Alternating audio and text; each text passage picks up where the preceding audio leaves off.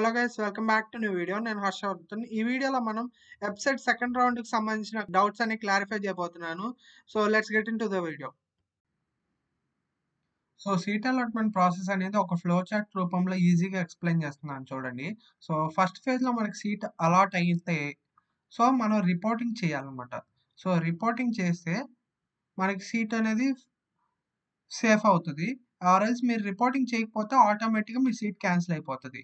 Suppose ఇప్పుడు మీకు no seat allotment అనేది వచ్చిందనుకోండి. నో సీట్ అలాట్‌మెంట్ వస్తే మీరు మళ్ళీ సెకండ్ ఫేజ్ అప్లై చేస్తారు. సో సెకండ్ ఫేజ్ అప్లై చేసిన తర్వాత మీకు సీట్ ఏమి రాకపోతే మీరు ఫస్ట్ ఫేజ్‌లో వచ్చిన సీటు రిపోర్టింగ్ చేసుంటే గనక మీకు ఫస్ట్ ఫేజ్‌లో సీటు ఆటోమేటిక్‌గా ఉండిపోతుంది. అండ్ ఆ సీట్‌లో జాయిన్ అయిపోవచ్చు. వేరాజ్ మనం సెకండ్ ఫేజ్‌లో మీకు సీటొచ్చింది. ఫస్ట్ సీట్ మీకు ఆటోమేటిక్‌గా క్యాన్సిల్ అయిపోద్ది. రిపోర్టింగ్ చేసినా, చేయకపోయినా ఫస్ట్ ఫేజ్‌లో వచ్చిన సీట్ అనేది ఆటోమేటిక్‌గా క్యాన్సిల్ అయిపోతది. ఎందుకంటే, మనకి సెకండ్ ఫేజ్‌లో వచ్చిన సీట్ మాత్రమే మనకి కన్సిడర్ అవుతుంది. ఫస్ట్ ఫేజ్‌లో వచ్చిన సీట్ ఆటోమేటిక్‌గా క్యాన్సిల్ అయిపోద్ది. సెకండ్ ఫేజ్‌లో అలాట్ అయితే. సో, మనం సెకండ్ ఫేజ్‌లో అందుకని చాలా లిమిటెడ్ ఆప్షన్స్ మాత్రమే ఇవ్వాలి. లిమిటెడ్ ఆప్షన్స్ అంటే ఎలాగంటే, మనకి కావాల్సిన ఆప్షన్స్ లైక్ ఇప్పుడు సపోజ్ మీకు వీఐటీ ఏపీలో సీఎస్‌సి వచ్చింది.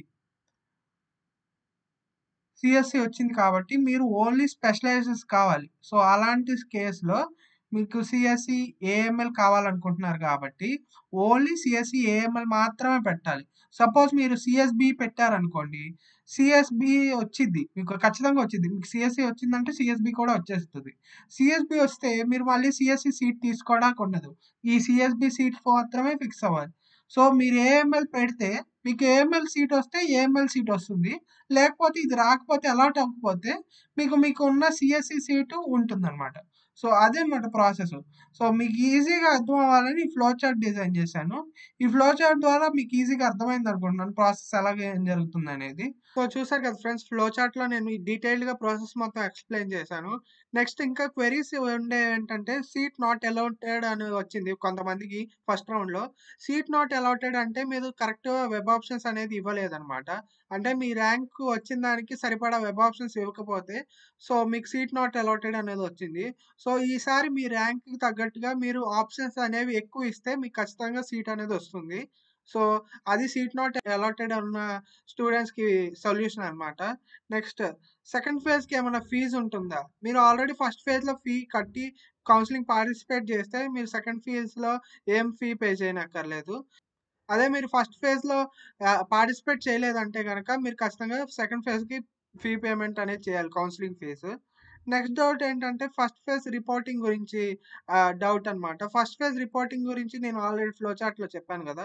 ఫస్ట్ ఫేజ్ రిపోర్టింగ్‌లో చేస్తే గనక మీకు ఖచ్చితంగా ఆ సీట్ సేవ్ అవుతది. సో, మీరు నెక్స్ట్ రౌండ్‌లో ఏదన్నా అలాట్ కాకపోతే మీకు ఆ సీట్ అనేది వస్తుంది. ఆర్ ఎల్స్ మీకు సెకండ్ ఫేజ్‌లో ఏదైనా అలాట్ అయితే ఆటోమేటిక్‌గా ఫస్ట్ ఫేజ్‌ది పోతుంది. So, next web options in second round. మీరు వెబ్ ఆప్షన్స్ సెకండ్ రౌండ్‌లో ఎలా ఇవ్వాలి? సో, వెబ్ ఆప్షన్స్ అనేది సెకండ్ రౌండ్‌లో మీరు లిమిటెడ్ నంబర్ ఆఫ్ ఇవ్వాలి. అన్‌లెస్ మీకు ఫస్ట్ రౌండ్‌లో అలాట్ కాకపోతే.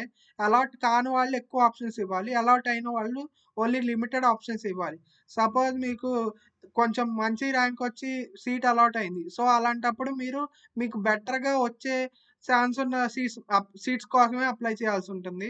లేదా అని ఎక్కువ మీరు అప్లై చేసేస్తే తక్కువ బ్రాంచ్ వచ్చిందనుకోండి, మీరు ఖచ్చితంగా దానికే వెళ్ళాలి. ఫస్ట్ ఫేజ్‌లోది ఆటోమేటిక్‌గా క్యాన్సిల్ అయిపోతుంది. సో, అది జాగ్రత్తగా మైండ్‌లో పెట్టుకొని వెబ్ ఆప్షన్స్ అనేది ఇవ్వండి. నెక్స్ట్ సర్టిఫికేట్స్ అండ్ ఫీ గురించి అడుగుతున్నారు. సో, సర్టిఫికేట్స్ అనేవి మీరు ఖచ్చితంగా ఇవ్వకూడదు. ఫస్ట్ ఫేజ్‌లో కాలేజ్‌లో అయినా అలాట్ అయినప్పుడు. సో, మీరు మీ సర్టిఫికేట్స్ అండ్ ఏదైనా ఫీ పేమెంట్ చేస్తే మీరు ఆల్రెడీ అక్కడ బుక్ అయిపోతారు.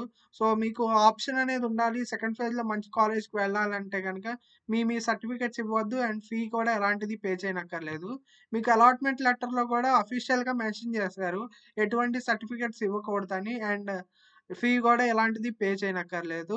సో, మీకు ఈ వీడియో గనక క్లారిటీ వచ్చిందనుకుంటున్నాను సెకండ్ ఫేజ్ గురించి.